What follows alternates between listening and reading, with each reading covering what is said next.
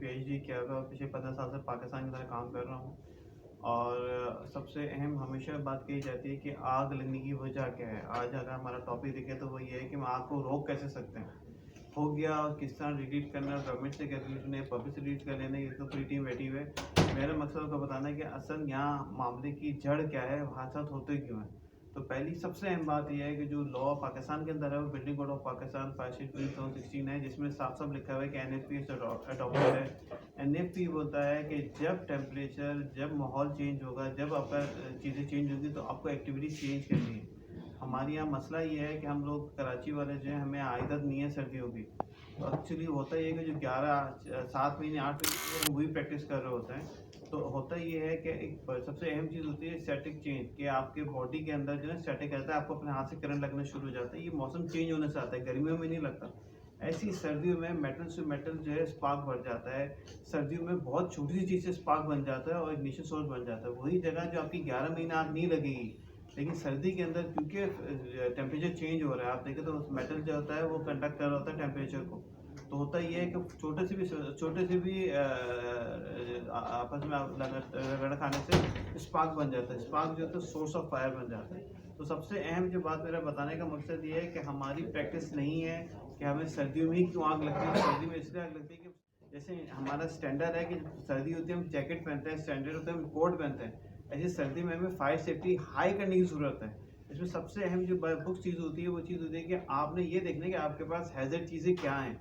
मिसाल के तौर पे कहीं देते हैं जी आग से लगे कि वो फट गया जो था सिलेंडर, कहीं पता जी इलेक्ट्रिक शॉर्ट सर्किट हो गया। तो ये सब चीज़ें नॉर्मल नहीं होती, लेकिन क्योंकि ये सीजन चेंज होता है तो सर्दियों के अंदर स्टैटिक बढ़ जाता है। दूसरी बात ये होती है कि सर्दी में हमें ख्याल करना चाहिए कि 80% गैस नहीं होती, हम गैस खुली छोड़ देते हैं। बत्ती ज़्यादा जाती है तो हम उसको चेक ही नहीं करते, खुल जाएगी तो क्या होगा। तो मोस्टली हमारा निगलेक्शन बढ़ जाता है। तो एक तो उसको कंट्रोल करें। सेकंड बात अबव द ऑल वो ये है कि जब तक कि अवेयरनेस नहीं होगी। मैं इंटरनेशनल सर्वे कर रहा था, मुझसे बोला जी मैं सर्वे करके बताएं कि पाकिस्तान में लोग फायर से कितना डरते हैं। एक सर्वे था इंटरनेशनल, उसमें मैंने जब जमा कराया, मैंने जो सर्वे करे लोगों से मालूमात की, तो मुझे पता चला जी पाकिस्तान के लोग ना गोली से डरते हैं, ना आग से डरते हैं, ना धमाके से डरते हैं, क्योंकि we are so called terrorism nation. तो अब अगर मैं ये कहूँ कि आग लगी तो वाकई हमारा बिहेवियर बहुत स्लो होता है। अगर मैं दुबई में कहूँ आग लगी, बिहेवियर बहुत तेज़ होता है। मैं कहूँ इंग्लैंड में आग लगी तो लोग छलांगे मारते हैं। अमेरिका में कहें आग लगने का चांस है तो भी लोग खाली कर लेते हैं। हमारे यहाँ आग देख के भी लोग एजुकेशन नहीं करते। हमारे यहाँ सबसे बड़ी खराबी है कि हमने स्मोक डिटेक्टर नहीं लगाए हुए। लॉ का पहला उसूल ये है कि स्मोक डिटेक्टर लगा हो, ताकि आपको तो आग की आवाज़ नहीं, अल्लाह ताला ने आग की आवाज़ नहीं बनाई, तो आग की आवाज़ नहीं है तो आपको आवाज़ नहीं जाती है स्मोक डिटेक्टर से। तो आपको स्मोक डिटेक्टर मैंडेटरी लगाना है कि आग लगे तो उनको पता चल जाए आग लग गई है। जो लोग मरे गए उससे पहले उनको पता नहीं था आग लगी है। आग का पहला लॉ ये है कि आग देखो तो चीखो आग आग आग। हम बच्चों को स्कूल में जाके बताते हैं बेटा अगर देखो चीखो आग आग आग। दूसरा, आग में छुपना नहीं, बाहर निकलना है, क्रॉल करके निकलना है ताकि आप स्मोक इनिशिएशन निकली। 3-4 चीज़ें सबसे आखिर, अगर किसी कपड़े में आग लगी है उसका अपने स्टॉप ड्रॉप रोल कराना है। किसी फायर सेफ्टी प्रोविजन की जरूरत है, किसी फायर सेफ्टी प्रोडक्ट की जरूरत नहीं है। आपकी मेंटली अवेयरनेस जरूरी है कि आपने रिस्पॉन्स करना है। तो जो इंटरनेशनल सर्वे की रिपोर्ट थी जो मैंने जमा कराया, तो उन्होंने ये बोला कि इसके लिए बहुत जरूरी लोगों को अवेयरनेस करें। तो हमारे लोगों को ये नहीं पता कि आग की आवाज़, आग अगर स्मोक अलार्म बज गया तो हमें क्या करना है। और अगर हम यहाँ से बाहर निकलते हैं, वही बंदे जो यहाँ बिल्कुल टहलते हुए निकलते हैं, उसको अलार्म सुन के भागते हैं कि यार यहाँ तो जुर्माना हो जाएगा, मैं नहीं निकला। तो बजाय इसके हम जुर्माना रखें, हम चीज़ों का रखें। सबसे अहम ये है कि आग की आवाज़ पैदा करें। शॉर्टकट ये है कि हर बिल्डिंग के अंदर, हर मॉल के अंदर एक सिक्योरिटी गार्ड होता है। दुनिया के अंदर सेफ्टी सिक्योरिटी एक ही बंदे के हाथ में होती है, क्योंकि वो 24 घंटे मौजूद होता है। तो मेरी इल्तिजा ये है कि जितने भी मॉल्स हैं, जितने भी हैं जो सिक्योरिटी वाले हैं, उनको ट्रेन करें फायर के लिए और उनको अलार्म दें। अगर स्मोक डिटेक्टर नहीं लगा हो तो एक बजर या एक अलार्म बजाए ताकि अगर वो आग देखें इन्फॉर्म तो कर दें, क्योंकि अगर इन्फॉर्म हो जाएगा ना सब रेस्क्यू बेहतरीन हो जाएगा। सरकार से फरमाया तो वैसे बेहतरीन हुआ, इसका इल्म है। इल्म का मतलब आपको ये पता हो कि मुझे रिस्पॉन्स क्या करना है। तो मेरा इसके सबसे अहम ये है कि स्मोक डिटेक्टर बनाएं। बनाने का मतलब है मैनुअल कॉल पॉइंट लगाएं, स्मोक डिटेक्टर लगाएं, फायर डिटेक्टर लगाएं, उसको रिस्पॉन्स चीज़ करें और इसको समझाएं। घर में बैठ के बात करें, आग लगी तो करना क्या है। शॉपिंग मॉल के अंदर सिक्योरिटी वाले से पूछे भाई आग लगी तुमने क्या करना है, तो आपको बताएगा यहाँ जाना है, वहाँ जाना है। सिक्योरिटी वाले को भी नहीं पता होगा क्योंकि उससे पहले आपने बात ही नहीं करी।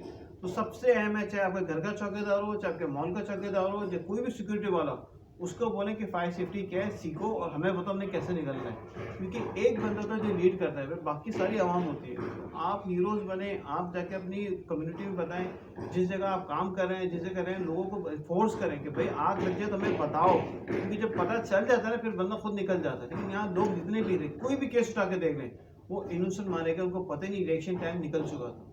तो सबसे अहम फायर के अंदर रिएक्शन टाइम होता है, सेकंड फायर फाइटिंग टाइम होता है। तो हमारी फायर फाइटिंग के लिए मुझसे पूछा जाता है कि कौन जिम्मेदार है, केएमसी, 222, सिविल डिफेंस, XYZ, मैं बोलता हूँ सब जिम्मेदार है। क्योंकि जो फायर फाइटर रेस्क्यू है उनको तो पहुंचना चाहिए जितने जितने जल्दी हो सके, उसमें कोई कॉम्प्रोमाइज़ नहीं है। और हम लोगों ने फायर मार्शल को स्टार्ट किया था NFP की गाइडलाइन पे। जितने भी होटल जमा कराए थे कि अगर आग लगती है तो आग के जो सेफ्टी और सिक्योरिटी की गार्ड्स हैं उनको फायर मार्शल कोर्स आना चाहिए, ताकि वो एजुकेशन करा सकें। देखिए, अलर्ट होके और एजुकेशन अगर दो चीज़ें हो गई तो सिर्फ इंसान सेव हो जाएगा, बाकी सब चीज़ इरिप्लेसेबल है, हर चीज़ रिप्लेस हो सकती है, इंश्योरेंस पे कर देगा। तो जो मेरा मैसेज है, जो बात है, सबसे अहम वही है कि आप सबसे पहले अवेयरनेस लें, एजुकेशन प्लान बने, अपने घरों में बच्चों से डिस्कस करें, फैमिली से डिस्कस करें, आग लगी कैसे करना है। जो मॉल और जो भी है वो सिक्योरिटी के जो बंदे हैं उनको इन्फोर्स करें कि भाई सेफ्टी भी आपकी जिम्मेदारी है, जो उनकी हेल्प कर सकते हैं करें। और ये इंडिविजुअल हमें करना पड़ेगा और इसके जिम्मेदार हम सब हैं। आज सुनने के बाद भी अगर हम उसको सोचते हैं कि एक मीटिंग हो गई, प्रेस हो गई, प्रेस कॉन्फ्रेंस खत्म हो गई, तो हमने आज बहुत बड़ा अलमिया करा है कि लोगों को सेटिस्फाई करके कुछ कर रहे हैं, हमें कुछ करके दिखाना है। तो मेरी पूरी आपसे एक्सपेक्टेशन भी यही है और मेरे आपसे इल्तिजा भी यही है कि ज़रूर स्मोक अलार्म की कोई ऑल्टरनेट करें, जहाँ नहीं रख सकते, जहाँ लग सकता है फ़ौरन लगा लें। और सिक्योरिटी गार्ड जो चोरी होने का जिम्मेदार है, तो बंदा फंसने का भी वही जिम्मेदार है, उसको बनाएं। जब तक ये किसी को जिम्मेदारी नहीं देंगे तब तक कि आपका सोल्यूशन नहीं निकलेगा। और बाकी फायर मार्शल कोर्स हैं वो हैं, बाकी जो चीज़ चाहिए हमारा fire protection industry of Pakistan के सब काम कर रहे हैं। जो आपको अवेयरनेस चाहिए वो कॉम्प्लीमेंट्री जाता है, ट्रेनिंग भी कराते हैं और हम हाजिर भी हैं। हम कमिश्नर के ऑफिस के साथ काफ़ी प्रोजेक्ट है, नदीम साहब के साथ फायर मार्शल कोर्सेज कर रहे हैं, मैदान में, PC में, बहुत सारी जगह पे कर रहे हैं। तो ओवरऑल ये है कि आप कॉन्फ्रेंसेज हो गए, इसके बाद मेन चीज़ होती है ट्रेनिंग रही, जो टेक्निकल बंदे से नहीं, जो आपको सही बताए कि एजुकेशन का मतलब क्या है और आपके फायर का रिस्पॉन्स आपने कैसे अच्छा करना है। और लास्ट में मैं यही कहूँगा, फायर फाइटिंग सिस्टम होने चाहिए, एक्सटिंग्विशर होने चाहिए, स्मोक डिटेक्टर होने चाहिए। ये आपकी लोकल रिक्वायरमेंट है। Building code of Pakistan fire safety provision 1216 का चैप्टर 10 है। चैप्टर 7 मीन्स ऑफ एग्रेस है कि बाहर निकलने का कैसा रास्ता है, और ये फ्री नेट पे मौजूद है, आप गूगल पे भी करेंगे मिल जाएंगे, आप पढ़ें, देखें, अप्लाई करें।